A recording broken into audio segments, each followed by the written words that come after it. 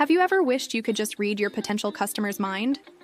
To know exactly what they're thinking when they land on your website and see your prices for the first time? Imagine knowing their biggest hesitation.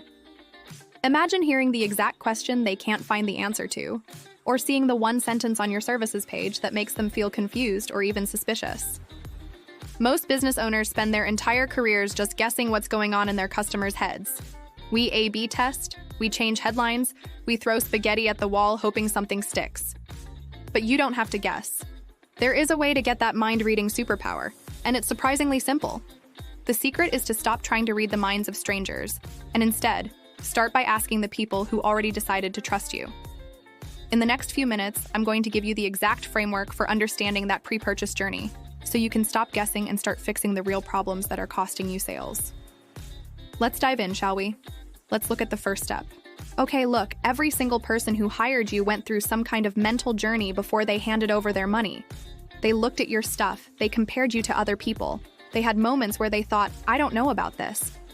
But somewhere along the way, something clicked. Something made them think, okay, this person gets it. Or, this is exactly what I need. The problem is, we usually don't dig into this.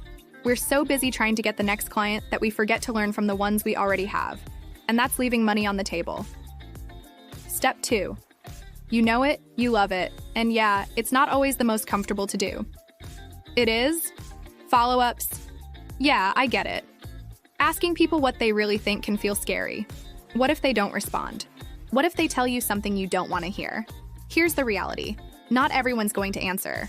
In fact, you might only hear back from 5 to 30 people out of every 100 you ask. But you know what? Even if just 5 people give you honest answers, you're going to start seeing patterns.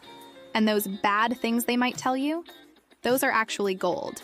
When someone says, I almost didn't hire you because your website was confusing, that's not criticism, that's a roadmap. Because if it confused them, it's probably confusing other people right now. Okay, so what do you actually ask? Keep it simple. You're not trying to get their whole life story. You just want to understand what was going through their head before they hired you. Try questions like, what was your biggest worry before you decided to work with us? Was there anything you couldn't find that you really wanted to know? Did you almost go with someone else instead? What would have made it easier for you to say yes? See how these aren't about the work you did for them? You're not asking if they liked your service.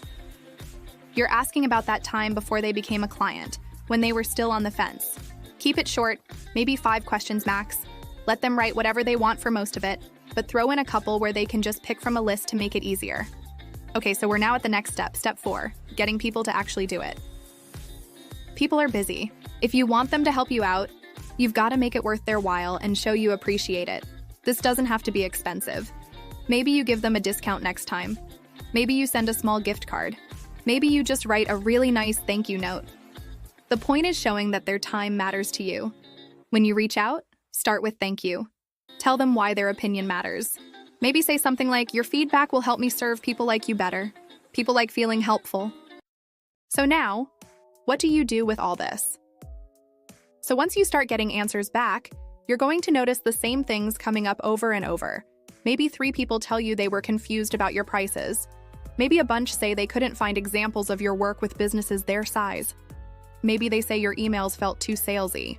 Each one of these is like a giant arrow pointing at something you can fix. Confused about prices? Time to make your pricing clearer? Can't find relevant examples? Add some case studies that match their situation. You're not guessing anymore. You're fixing actual problems that actual people had. Great. So we are finally at the last step. Put it all together. It is really powerful to know what tripped people up. Then you can go through your whole process, your website, your emails, everything, looking for exactly those problems. It's like having X-ray vision. Instead of wondering why people aren't hiring you, you can see exactly where they're getting stuck and fix it. Your clients have already solved the puzzle you're trying to figure out. They found a way to get past all the doubts and worries that are stopping your potential customers right now. All you have to do is ask them how they did it. Most businesses are just guessing at what's wrong with their sales process. But you don't have to guess when you can just ask the people who made it through.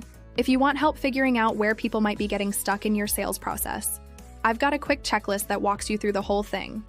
It's made specifically for service businesses like yours. and it helps you spot the places where you might be losing people. You can grab it for free using the link below. It'll help you see your business through your customers' eyes and fix the things that matter most. The link is in the description below.